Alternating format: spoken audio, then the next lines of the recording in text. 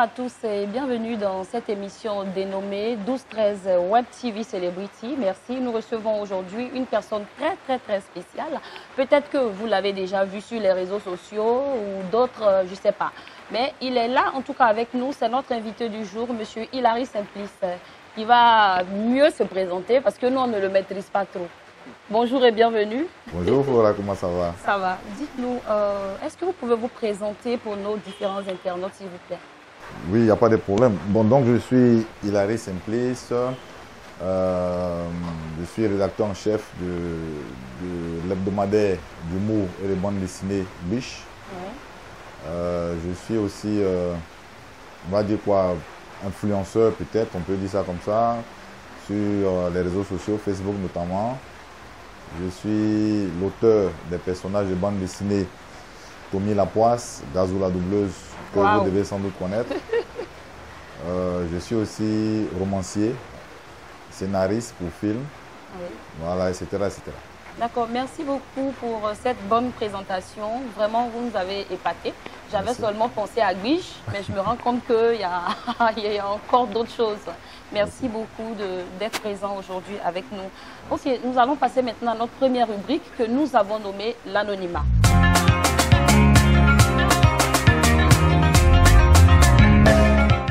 D'accord. Parlons de Facebook. Comment est-ce que vous arrivez à vous créer ce petit monde-là sur Facebook qui vous suit à chaque fois? Expliquez-nous un peu. Bon, il faut dire que c'est... Je suis parti d'un constat simple, hein, c'est qu'il faut parler des choses qui concernent les gens. Voilà, il faut parler des choses qui concernent les gens, le vécu quotidien des gens, leur réalité. Et en l'espèce, ce qui domine aujourd'hui les débats, on va tourner de mille manières, c'est les relations hommes-femmes.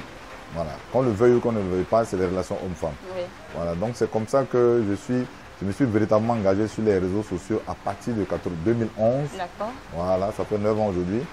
Avec des petits posts au départ parce que j'avais du mal à trouver mes marques. Vous savez, quand vous venez sur Facebook, il est difficile que les gens s'intéressent à vous. Puisqu'il y a trop de publications, il y a trop de monde, chacun dit ce qu'il a dit. Voilà, donc c'est progressivement que j'ai compris l'esprit. Oui. Et puis petit à petit, j'ai essayé de faire des posts qui reflétaient un peu le vécu quotidien des gens. D'accord, ça c'était en 2009. Sinon, vous étiez déjà inscrit sur Facebook, Voilà. mais vous vous êtes dit, bon, mais top, c'est parti, il faut que j'imagine que je crée quelque chose, c'est ça? Voilà, il faut que je crée quelque chose. Donc à partir de 2011, petit à petit, la communauté a commencé à se mettre en place. Et puis je me suis dit, bon, c'est vrai que sur les réseaux sociaux, tout ce qu'on fait, c'est virtuel. Donc comment faire pour que les gens puissent se rencontrer, comment faire pour qu'ils puissent interagir directement, comment faire pour qu'ils puissent se parler. Donc j'ai créé des groupes, d'abord un premier groupe où j'ai initié des rassemblements entre amis, etc. On s'est rencontrés et cela a développé un esprit de famille puisque quand les gens quittent le virtuel pour passer du virtuel donc à la rencontre physique, ça crée d'autres choses, ça crée beaucoup plus de liens, etc. Donc c'est ce qui petit à petit a créé la communauté autour puisque chacun a essayé de voir un peu mais qu'est-ce que je fais de plus que les autres, mais alors qu'est-ce que je tente de faire. Oui. Voilà. Donc c'est un peu comme ça que les choses se sont passées. Et aujourd'hui, vos amis, quand ils vous suivent sur Internet, est-ce qu'ils ne sont pas un peu déçus? Parce que vous avez évoqué plusieurs boulots que vous arrivez à faire. Mais dans ce boulot-là, il y a Facebook. Oui. Et ça va venir dans la deuxième phase. Mais dans la première phase, déjà, je pose une petite question accroche. Est-ce que quand ils vous suivent sur Facebook, ils ne se disent pas, mais non, il a un boulot, mais pourquoi est-ce qu'il est tout le temps concentré sur Facebook? Oui, ben, en fait, je vais simplifier la réponse. Oui. Le fait est que, vous voyez, même quand on travaille, on a la pause café. Voilà. Il y en a qui profitent pour aller griller une cigarette. Il y en a qui, entre deux choses, vont se lever pour aller saluer un collègue. Il y en a qui vont appeler à la maison, est-ce que ça va, etc. Donc, vous voyez, je veux dire qu'on a beau être concentré, mais on en vient à un bout de temps où on a besoin d'aérer l'esprit, on a besoin de s'évader un peu. Voilà. Donc c'est ce temps-là que je mets à profit en fait pour pouvoir faire mes posts. Et puis bon, il faut dire que je suis dans le métier que j'exerce depuis plus de 20 ans. Voilà. Donc ça m'a permis de gagner en expérience et puis aussi en rapidité, en efficacité. Voilà, vous voyez. Par exemple, aujourd'hui, je peux faire un article de presse un peu complexe en 1h30. Parce que voilà, je suis habitué en écrivant, je sais où aller. Voilà, je répertorie mes idées et puis j'essaie de les agencer de sorte qu'elles soient assez cohérentes. Voilà, donc là, de la même manière. Même les posts que je fais sur Facebook, en réalité, ça ne me prend pas du temps puisque partout où je suis, je réfléchis. Et dans mon téléphone, j'ai mon bloc-notes où je note tout ce qui me vient voilà, dans la tête. Et puis que j'essaie de développer. Donc, quand ça ne tourne pas comme je veux, je mets à côté et je passe à autre chose. Voilà, donc, en fait, je suis organisé. On pourrait dire que c'est ça un peu l'avantage que j'ai. Je suis organisé. Je ne fais pas des choses au hasard. Vous avez le temps de suivre tous les commentaires et puis bon, vous répondez souvent aux commentaires? Je réponds à tous les commentaires ou je like. Parce que je me dis que quand une personne prend de son temps pour faire un commentaire sur un mur alors que la personne est occupée, elle mérite aussi en retour de la considération et de l'attention. Donc je fais l'effort ou de liker ou de répondre aux commentaires. Vous recevez parfois des commentaires blessants, injurieux et tout. Bien sûr, bien sûr. Quelle est votre réaction face à ces différents commentaires? Moi, à l'origine, je ne suis pas émotif. D'accord. Voilà, parce que j'ai compris que quand on fait un travail comme celui que nous faisons, il faut mettre l'orgueil et les intérêts et les questions d'amour propre de côté. Voilà, parce que ceux qui s'adressent à vous le font parce qu'elles ressentent cela, mais en réalité, peut-être qu'elles ignorent vos réalités. Voilà, donc quand quelqu'un fait un commentaire déplacé, au début, bon, bien sûr, il ne faut pas que je m'éloigne un peu de la vérité. Au début, bien sûr, il y a des gens dont les commentaires me peinaient et que je bloquais. Mais j'ai compris que ça ne sert à rien de bloquer une personne quand on peut la raisonner. Ou alors parce que c'est argument contre argument. Vous voyez? Voilà, donc aujourd'hui, je reçois toutes sortes de commentaires. Il y en a qui sont virulents, mais après, je vais dans la messagerie privée de la personne. On discute, je dis, ah non, en fait, voici ce que je voulais dire. Voilà. Et puis, bon, de par même ma personnalité, j'essaie d'être fédérateur, puisque c'est un choix personnel. Hein. Voilà, c'est un choix personnel. Le comportement que j'ai sur Facebook est le même que nous avons eu en créant Biche. Voyez-vous, c'est cohérent. Alors, nous, on s'est dit qu'il y a les Ivoiriens, il y a beaucoup de lignes politiques, il y a beaucoup de journaux. Chacun y va de ses humeurs, etc. Mais on s'est dit en faisant Biche, on va faire un journal qui va réunir tout le monde. Un journal au moins sur lequel tout le monde va être d'accord. Voilà, donc c'est un peu la même posture que j'ai sur les réseaux sociaux. J'ai fait des posts qui fédèrent. Bien sûr, de temps en temps, je me laisse aller, mais pour l'essentiel, c'est un peu ça l'esprit. D'accord, merci. Nous venons de terminer la première phase de notre émission. Nous allons passer directement à la deuxième phase de notre émission qui s'appelle Stade Web. Et c'est là-bas que nous allons nous affronter tous les deux. Allez, suivez-nous.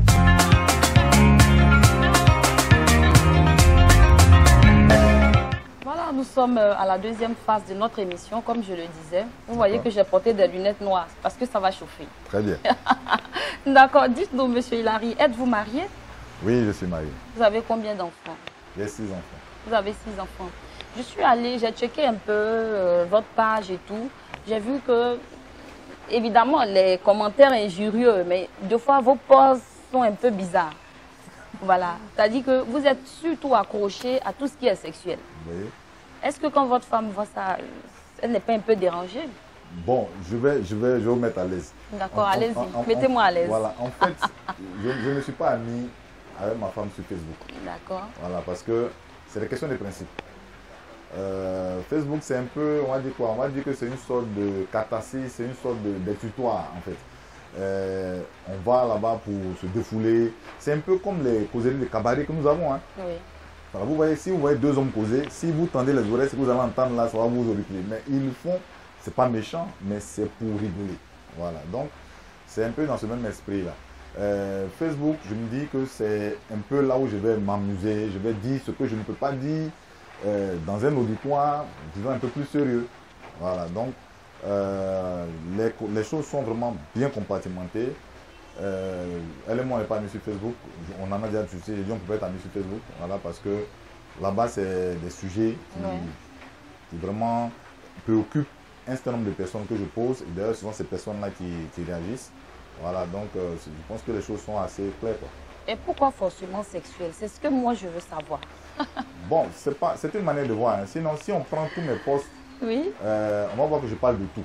D'accord. Mais malheureusement, ou heureusement, c'est selon, on dira, si vous faites un post sérieux sur Facebook, vous dites pour créer une entreprise, pour avoir de l'argent, il faut faire tant. Vous n'aurez pas 100 commentaires. Ce n'est pas possible. D'accord. Les likes, même, c'est anecdotique. Ils vont liker à peine. Parce que les gens, En fait, il faut qu'on Il faut mélanger un peu. Voilà. En fait, il faut comprendre. Parce que les gens vont sur Facebook, en fait, pour délirer. Mais quand vous faites un post pour dire, je suis allé à un go là, elle a pris 3 boules d'attiqué, elle a pris 4 poulets, elle est partie, je suis découragé. Vous allez avoir mieux commentaire. Pourquoi? Parce que les gens, ils se trouvent là-dedans. D'accord. Voilà. Donc, à la limite, il faut proposer aux gens ce dont ils ont envie de parler. Et puis, en réalité, derrière aussi, il y a une certaine moralité. Puisque la plupart des sujets que je poste, il y en a que je crée, que je poste, mais il y a beaucoup aussi que les gens m'envoient. Les problèmes de cœur, mon mari a fait ci, ma femme a fait ça. Donc quelque part, c'est une manière de s'entraider, quoi. D'accord. Lorsque vous dites ou vous écrivez Kosso, c'est quoi? Bon, Kosso, je vais dire Kosso, c'est tout ce qui tourne autour des relations sexuelles. Voilà, quand on dit Kosso, c'est une manière un peu pudique de ne pas employer de gros mots. Oui. Voilà. Il y en a qui disent moubou, il y en a qui disent grès, etc. Bon, Kosso, on va dire, c'est ma marque de fabrique. Voilà, c'est ma manière de m'identifier. Et comment vous avez nommé votre village? Moi, particulièrement, je sais, mais pour nos internautes et pour ceux qui ont envie de vous suivre. J'ai créé beaucoup de villages. D'accord, citez-nous. Le premier village, c'est Kosso Family, oui. qui a été choisi de façon collégiale, hein, puisque dans le groupe, il y avait beaucoup de personnes. Je leur ai demandé qu'est-ce qui serait le nom qui va exprimer le mieux ce dont nous allons parler, l'esprit du groupe. Tout le monde a adhéré pour Kosso Family. Après Kosso Family, qui n'a pas marché, hein, parce qu'après il y a eu trop de premières personnes, oui. Je suis passé à la grande famille. Dans la grande famille, c'était aussi bon an, mal an. Et puis, en fin de compte, en 2017, des amis toujours sur Facebook ont estimé qu'il fallait plutôt qu'on crée un village autour de ma personne. Donc, ils ont créé Hilary Cro. D'accord, ce sont eux qui ont créé et ce n'est pas vous qui avez créé. Voilà, et ils m'ont intronisé chef du village Hilary Cro. Et pourquoi à chaque fois que vous créez un village, là, le village Hilary Cro, il est constant, oui. Mais les 2 premiers villages n'existent plus. Quelles sont les différentes difficultés que vous avez traversées dans ces différents villages-là? Je vais les expliquer. Vous savez, quand les gens viennent sur Facebook, au début, beaucoup ont des choses à dire, ont des choses à montrer, mais ils ne se dévoilent pas. Vous voyez? Et c'est au fil du temps, quand donc on crée les rencontres, quand les gens commencent à se connaître, que chacun, d'une manière ou d'une autre, essaie de révéler sa vraie personnalité. Oui. Évidemment, ce que ça crée après, c'est quoi? C'est que, il y a aussi, parce qu'on accuse les hommes, mais la plupart des femmes aussi qui vont sur Facebook, ils vont dans un but non avoué de se créer des relations qui peuvent être sérieuses. Oui, vous voyez? Effectivement. Voilà.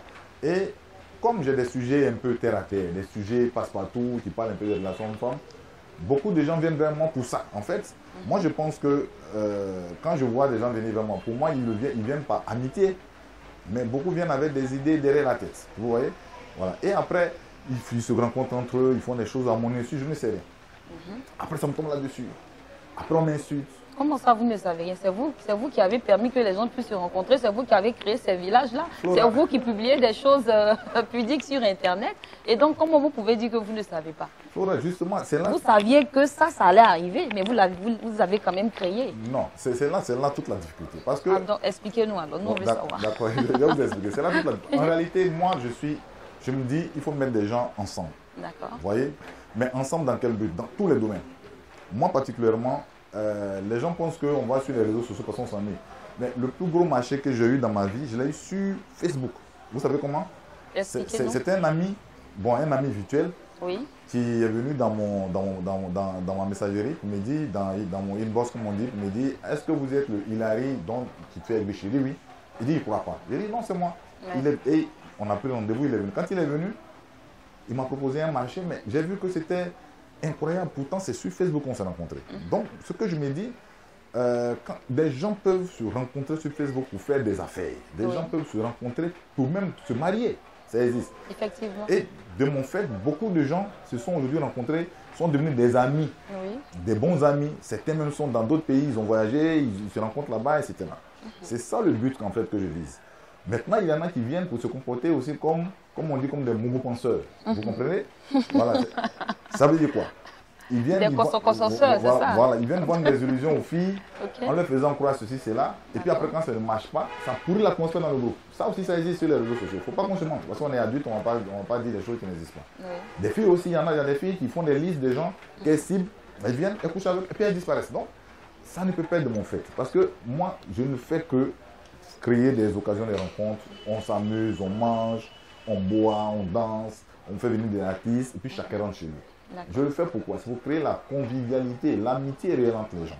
Maintenant, ce qu'ils font derrière, je ne peux pas savoir. Mais c'est après que les informations me parviennent. Ah, lui, il a fait ça, celle a fait ça. Et quand ça arrive, généralement c'est tard. Après, ça pourrit l'atmosphère entre les gens, etc. Donc, c'est dans un souci de perpétuer l'idée qu'on peut être de bons amis à chaque fois que j'ai dit, bon, on arrête tel groupe parce que l'atmosphère est suffisamment pourrie, on va changer, on va changer, on va. Donc, c'est ce qu'il a fait. Mais aujourd'hui, avec Hilary Kro, les gens, tout le monde a plus ou moins compris le sujet. J'ai dit, non, soyons des amis. Voilà. Ne cherchons pas forcément du profit les uns dans les autres. Ce n'est pas important. Soyons des amis. Si on est amis, tout devient possible après. D'accord. Voilà. J'ai une question, je ne sais pas trop si ça va vous arranger, mais il faudrait que je la pose. Posez-moi toutes les questions. Parce que nous sommes dans la deuxième phase là. Posez-moi toutes les questions. Est-ce qu'il vous est déjà arrivé de draguer des filles qui vous suivent sur Internet ou vice-versa? Je ne peux pas dire non, puisque vous savez, nous sommes des hommes. Oui. Voilà, nous sommes des hommes, hein, nous sommes des hommes, nous avons chacun ses engagements personnels, etc. Mais oui, sur le coup, on peut se laisser aller. Mais le plus important, c'est d'être cohérent avec soi-même. Voilà. Donc, effectivement, ça m'est arrivé. Je ne vais pas dire que ça ne m'est pas arrivé, puisque si je dis ça, ce ne serait pas honnête de ma part. Mais aujourd'hui, là où je suis, là, je sais pertinemment où je vais. Il y a des erreurs que je ne commets plus. Voilà, parce que on se sert de ces expériences pour pouvoir répartir de bons pieds. Donc vous voulez dire qu'aujourd'hui, là, il n'y a même pas un petit cosso-cosso que vous faites dans le groupe? Non, même pas. Non, puisque je vais vous expliquer pourquoi. D'accord, allez-y. Moi, je pensais que je me cachais quoi en fait. D'accord. Mais tout ce que je fais me revient de différents canaux, puisque pratiquement tout le monde me parle. Vous voyez? Voilà. C'est-à-dire que c'est dans mon inbox que les gens vont venir dire ceci, cela. Donc après, quelque chose qui s'est passé il y a peut-être quelques temps ailleurs, on me dit, mais telle personne dit que tu as. Je dis attention. Donc ça veut dire qu'on me regarde. Voilà. Donc ça m'a emmené à beaucoup plus de responsabilités. Et depuis 3 ans, depuis 2017, j'ai changé de manière de vivre puisque je ne bois plus. Voilà. Je ne bois plus. Merci beaucoup, je ne bois plus. Et ça m'a amené à mettre de l'ordre dans beaucoup de choses. Voilà. Donc aujourd'hui, personne ne peut venir dire ceci ou cela. Parce que je sais comment je marche, je sais quelles sont les ambitions désormais que je me suis fixées. D'accord, merci beaucoup. Nous avons fini cette deuxième phase. Nous allons passer à la troisième phase. Même si vous êtes le créateur du Kosso-Kosso du village Hilary Kro, ne vous barrez pas, c'est vrai ce que je suis en train de dire. Je sais que vous avez quand même de bons conseils à prodiguer à vos différents Facebookers, à vos différents amis qui vous suivent. Alors passons à la troisième phase.